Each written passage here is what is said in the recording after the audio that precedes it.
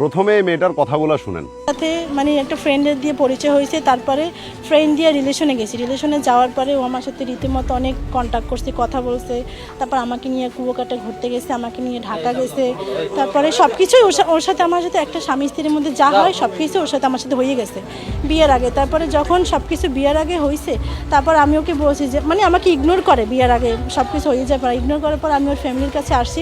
ঘটনা যেটা হলো, এই মেয়েটার সাথে সোশ্যাল মিডিয়াতে একটা ছেলের পরিচয় এবং পরিচয় থেকে তারা রিলেশনশিপে যায়। মোটামুটি তাদের রিলেশনশিপের বয়স 3 বছর থাকে। আর এই 3টা বছর এই মেয়েটা ছেলেটার পিছনে যে কিরকম সময় দিছে এটা আপনি কল্পনা করতে পারবেন না। এবং মেয়েটা ছেলেটার সাথে বিভিন্ন কক্সবাজার বলেন, কুয়াকাটা বলেন, অনেক জায়গায় ঘুরতেও গেছিল এবং তারা অ্যাজ এ হাজব্যান্ড ওয়াইফের মতো ছিল 3টা বছর পর্যন্ত।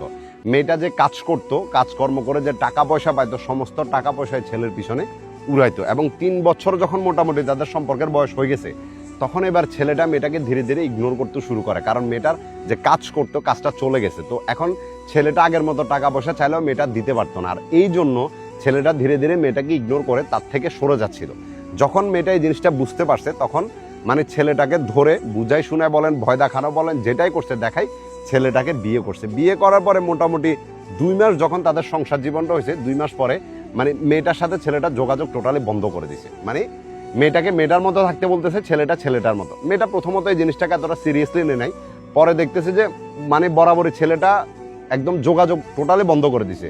এরপরে মেয়েটা ছেলেটার বাড়িতে গিয়ে উঠছে। আর বাড়িতে যখন গেছে, তখন ছেলেটার মার বক্তব্যটা কি একটু শুনেন। তার তালাক হয়ে গেছে, সেখানে তো দাবি দেওয়ার কোনো প্রশ্নই ওঠে না। ওঠে বলেন আপনি? এইখানে যেখানে তালাক হয়ে গেছে সে জানিয়ে শুনে এখানে গ্যালজাম করতে আসছে, আর কোনো কিছু না। আর তার সাথে যার সাথে সমস্যা হয়েছে, ওই ছেলের সাথে বোনাবনি হয় না, হয়তো বা তার ব্যাপারে আমি জানি না। আমি আজকে এটা পাইছি হাতে, ঠিক আছে? এই জন্য আমি এটা আপনাদের আমি দেখাইছি। আমি জানলাম যে ও তালাক হয়ে গেছে, আমার ছেলের তুললে নিয়ে গেছে। নিয়ে ছেলেটার মা বলতেছে যে আমার ছেলে ওই মেয়েটাকে ডিভোর্স দিয়ে দিছে, আর যে মেয়েকে ডিভোর্স দিয়ে দিছে ওই মেয়ের জন্য আমি ঘরের দরজা কেন খুলবো? ওই মেয়েটা আমার ছেলেকে ফাঁসায় বিয়ে করছে, যেখানে আমার ছেলের কোনো দোষ নাই। একবার আপনি চিন্তা করেন, একটা নারী এ কথাটা বলতেছে, পাশে ওই নারীটার মেয়ে পর্যন্ত আছে, আর ওইখানে দাঁড়ায় বলতেছে যে অন্য একটা মেয়ের জীবন যে তার ছেলে নষ্ট করছে, এটাতে তার কোনো কিছু যায় আসে না। আমার কথা হলো এই মেয়েটা দোষ করছে, এটা আমি মানতেছি যে একটা ছেলের সাথে বিয়ে না করে কুয়াকাটা ঘুরতে গেছে, তার পিছনে টাকা ওয়েস্ট করতেছে, 3 বছরের রিলেশনশিপ, 100% মেয়েটা অন্যায় করছে। তার নিজের সর্বোচ্চটা একটা ছেলেকে দিয়ে দিছে, এটা অন্যায় করছে মেয়েটা। আমি বলবো না যে এটা রাইট ছিল, কিন্তু একটা মা হয়ে তোমারও একটা মেয়ে আছে, এই জিনিসটা চিন্তা না করে তুমি তোমার ছেলের সাইড নিয়ে কথা বলতেছ, অথচ তোমার ছেলে একটা মেয়ের জীবন ধ্বংস করে দিছে।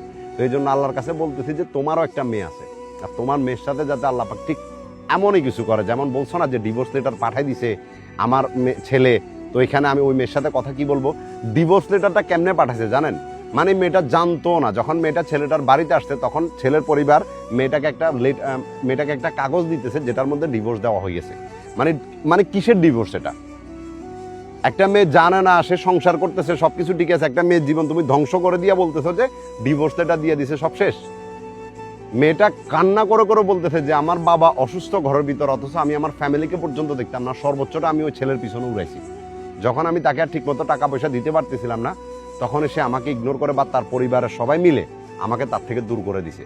তো এই জন্য একটা কথা বলবো যে তোমারও একটা মেয়ে আছে, আল্লাহ পাক যাতে তোমার মেয়ের সাথে ঠিক এমন কিছু করে, ঠিক আছে? আর এইসব ছেলেরা মানে পুরুষ নামে কাপুরুষ ছাড়া আর কিছু নাই। আমি যে স্টোরিতে যে যতটুকু খারাপ আমি ঠিক ততটুকুই বলবো, কারণ এই স্টোরিটা যদি আপনি শুনেন, মেয়েটা তার ভালোবাসা অন্ধ ছিল এবং একটা ছেলেতে আসক্ত হয়ে ওই ছেলেটার জন্য সে সর্বোচ্চটা দিছে, সর্বোচ্চটা চেষ্টা করছে।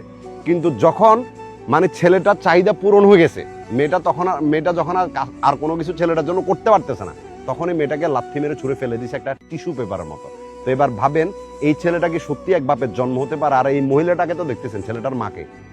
যেই ধরনের মেয়েরা এমনটা করতেছ, বিয়ের আগে একটা ছেলের সাথে কুয়াকাটা যাইতেছ, কক্সবাজার ঘুরতে যাইতেছ, তোমাদের জীবনও ঠিক এমন কিছু হবে, কারণ তোমরা পাপের উপরে পাপ করতেছ, জেনার উপরে জেনা করতেছ। আর তুমি কেমনে ভাবতেছ যে তোমার সাথে ভালো কিছু হবে?